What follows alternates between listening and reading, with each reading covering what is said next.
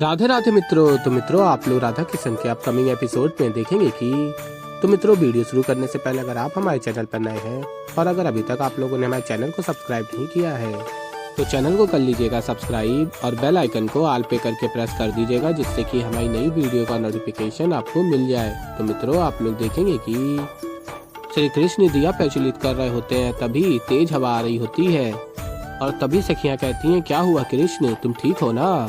कदाचित तीव्र हवा के झोंके के कारण कोई कंकड़ आकर मेरी आंखों में गिर गया। और फिर बलराम दाऊ कहते हैं, अभी तक तो सब कुछ इतना शांत था, ये अकस्मात इतनी हवा कैसे चलने लगी यहाँ? और फिर कृष्ण कहते हैं, दाऊ आप भी ना, पवन चले तो समस्या है, ना चले तो समस्या है। वो सब छोड़िए, अभी दीपक प्रज्वलित करते हैं, पंडित जी अभी यज्ञ आरंभ करते ही होंगे। और फिर आगे आप लोग देखेंगे कि संवर्तक कहता है कि अब जितने दिए प्रज्वलित करने कर लो तुम कृष्ण, परंतु तुम्हारा ये यज्ञ कभी संपूर्ण नहीं हो पाएगा। अब संवर्तक तुम्हें बताएगा कि इंद्रदेव के अपमान करने के दुस्साहस करने का क्या परिणाम होता है। और फिर आगे आप लोग देखेंगे बृहस्पति जी कहते हैं नंद जी से, मित्र यज्ञ आरंभ तो नहीं हुआ, हमें आने में देरी तो नहीं हुई? और फिर नंद जी कहते हैं, नहीं नहीं मित्र, आप एकदम सही समय पर पधारे हैं। और कहते हैं, सभी गांव वालों से मेरा अनुरोध है कि कृपया एकत्र हो जाइए, पुरोहित जी हवन अग्नि को प्रज्वलित करने के लिए सज्ज है। और फिर पुरोहित जी अग्नि से यज्ञ को प्रज्वलित करने ही जा रहे होते हैं, तभी संवर्तक अपनी शक्तियों से तेज हवा के झोंका देता है और अग्नि बुझ जाती है। और फिर सोदा मैया कहती हैं, पुरोहित जी ये अकस्मात यज्ञ की अग्नि कैसे बुझ गई? एक घोर अपशगुन है, कहीं ये इंद्रदेव का प्रकोप तो नहीं?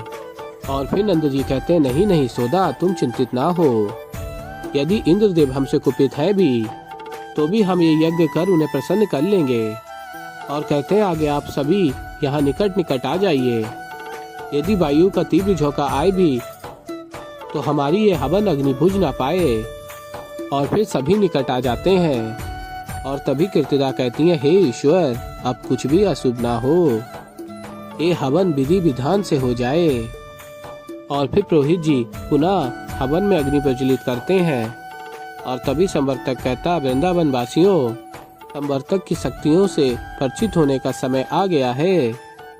और फिर मित्रों, आप लोग आगे देखेंगे कि संवर्तक अपनी शक्तियों से वर्षा आरंभ कर देता है और तभी कीर्तिदा कहती है, ये क्या, इतनी घनघोर बारिश, वो भी ग्रीष्म ऋतु में? जीजी ने उचित ही कहा था, ये तो इंद्रदेव का प्रकोप बरस रहा है हम सब पर। और फिर संवर्तक कहता, उचित कहा तुम सबने, ये देवराज इंद्र का ही प्रकोप है, मेरे आराध्य का पूजन करने का दुस्साहस भी मत करना। जो मनुष्य देवराज इंद्र की इच्छा पूर्ति नहीं कर सकते, उन्हें देवराज का आशीर्वाद कदापि नहीं मिल सकता।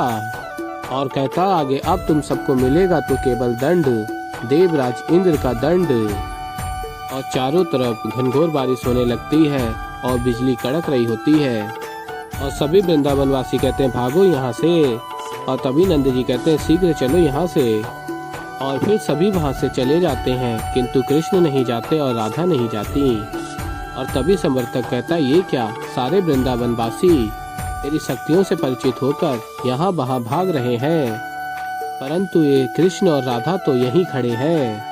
और फिर आगे आप लोग देखेंगे राधा कृष्ण के समक्ष जाती हैं और फिर कृष्ण कहते हैं, इतना भयावह वातावरण है, इतनी तीव्र वर्षा हो रही है, ये आकाश कड़क रहा है बिजली से, और तुम्हें तनिक भी भय नहीं लग रहा? और फिर राधा कहती है, कैसा भय, तुम हो ना मेरे साथ, तुमने ये सिद्ध कर दिया कृष्ण, तुम्हारी भी यही इच्छा है कि मैं वृंदावन में रुकूं, कि आज तुमने अपने प्रेम की पराकाष्ठा को पुनः सिद्ध कर दिया।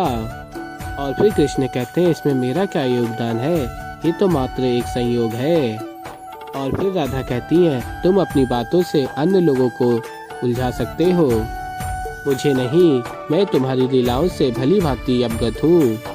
और फिर कृष्ण कहते हैं, ठीक है, इतनी घनी वर्षा में अब घर के लिए प्रस्थान करते हैं, इतनी वर्षा में तुम बरसाना तो लौट नहीं पाओगी। और फिर कृष्ण हाथ बढ़ाते हैं राधा की तरफ और राधा अपना हाथ कृष्ण के हाथ में देती हैं और साथ में राधा कृष्ण घर की ओर जा रहे होते हैं। और तभी ये देखकर संवर्तक कहता है, क्या कहा राधा ने, वो मुझसे भयभीत नहीं है और ये सब कृष्ण की लीला का परिणाम है।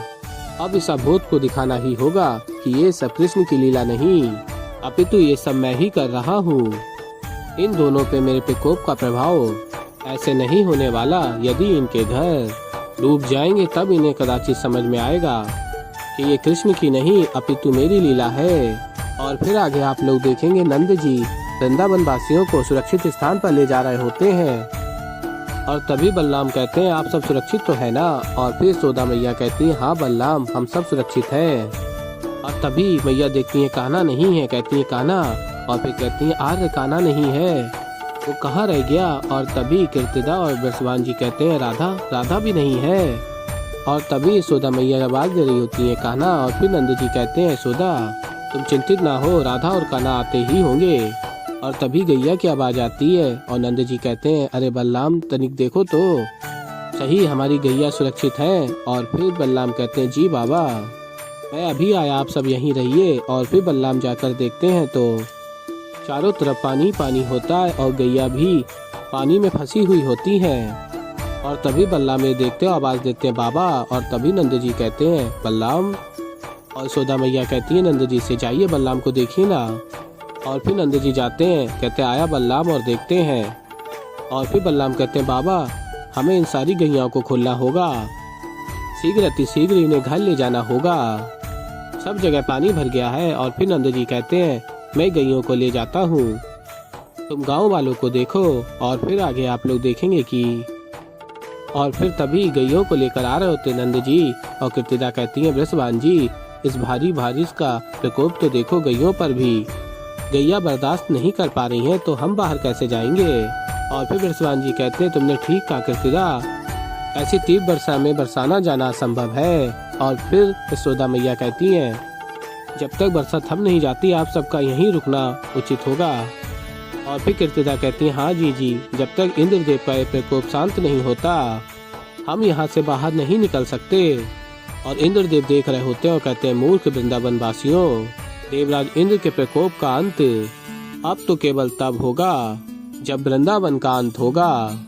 और फिर आगे आप लोग देखेंगे कि कंस प्रसन्न हो रहा होता है और कहता वातावरण में ये अकस्मात परिवर्तन, ये चक्रवात संकेत है कि संवर्तक वृंदावन पहुंच चुका है। तभी प्राप्ति आ जाती है और अक्रूर के साथ और कहती है प्राप्ति आपका अनुमान सत्य है।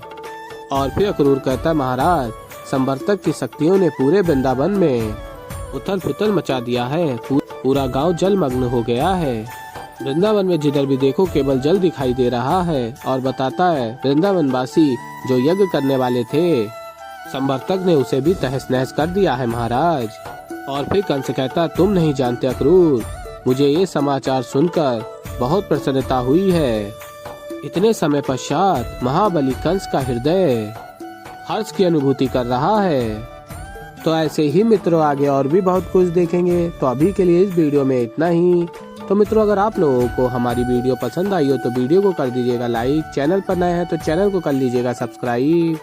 और मैं मिलता हूँ जल्दी आप लोगों को एक नई वीडियो के साथ। तो तब तक के लिए मित्रों राधे राधे।